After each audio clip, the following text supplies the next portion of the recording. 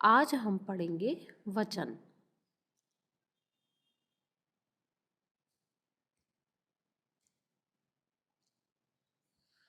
वचन, सबसे पहले हम यह जान लेते हैं कि वचन का शाब्दिक अर्थ क्या होता है।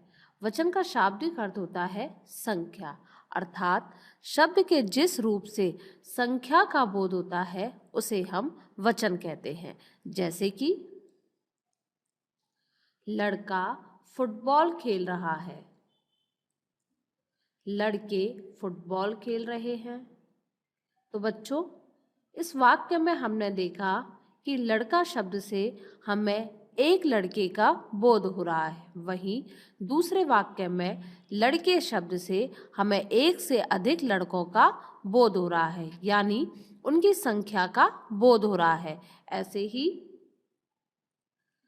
तोता उड़ रहा है, तोते उड़ रहे हैं।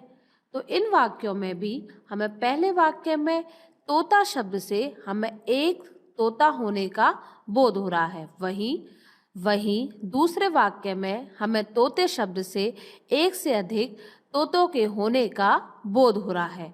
तो इस प्रकार से हमने देखा कि शब्द के जिस रूप से संख्या का बोध होता है, जैसे कि तोता शब्द से एक संख्या का बोध हो रहा था और वही तोते शब्द से एक से अधिक तोतों की संख्या का बोध हो रहा था।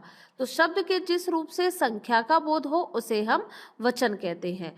तो वचन की परिभाषा होगी कि शब्द के जिस रूप से उसके एक या अनेक होने का बोध हो उसे हम वचन कहते हैं, अथवा शब्द के जिस रूप से उसकी एक या अनेक होने की संख्या का बोध हो उसे हम वचन कहते हैं।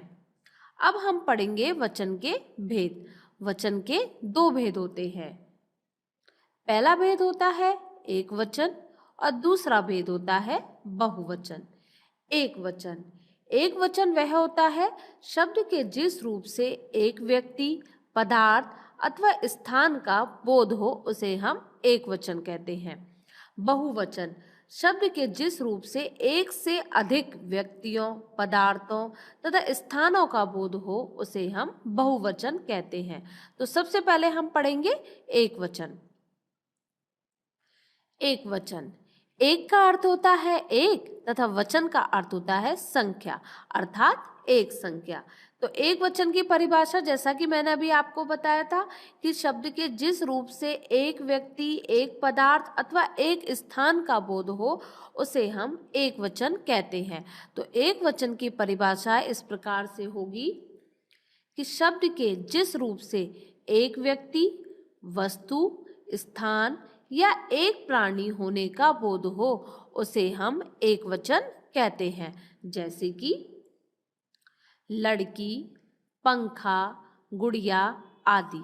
बच्चों, जैसा कि आप देख रहे हैं कि इन शब्दों से हमें एक संख्या होने का बोध हो रहा है।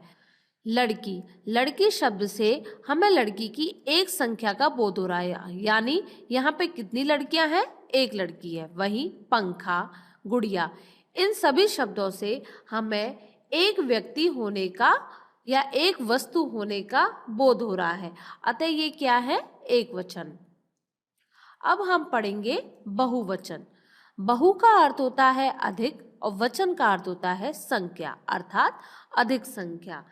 अर्थात शब्द के जिस रूप से एक से अधिक व्यक्तियों, पदार्थों तथा स्थानों का बोध हो उसे हम बहुवचन कहते हैं। तो बहुवचन की परिभाषा इस प्रकार से होगी कि शब्द के जिस रूप से उसके एक से अधिक होने का बोध हो उसे हम बहुवचन कहते हैं।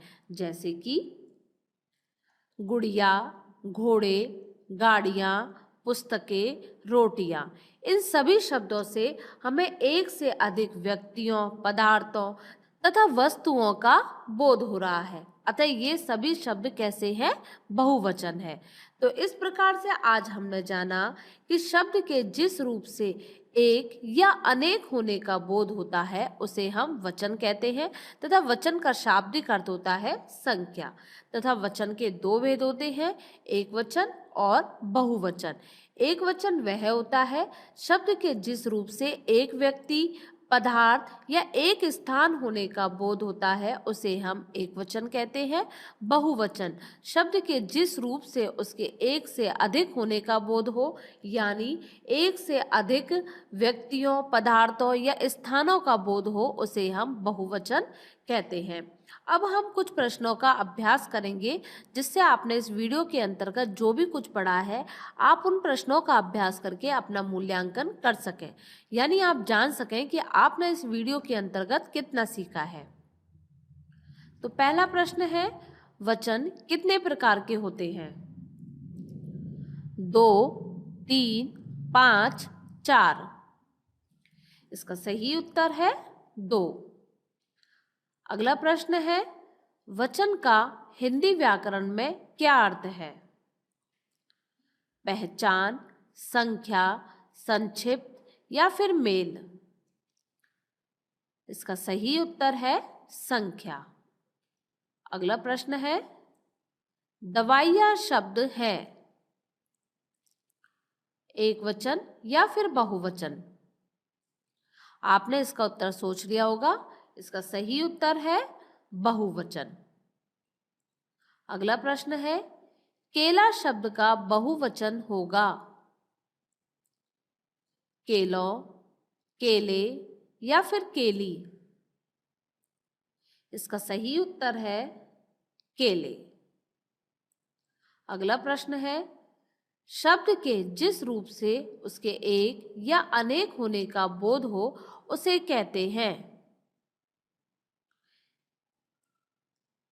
एकवचन, बहुवचन या फिर वचन? इसका सही उत्तर है वचन, यानी शब्द के जिस रूप से उसके एक या अनेक होने का बोध होता है उसे हम वचन कहते हैं।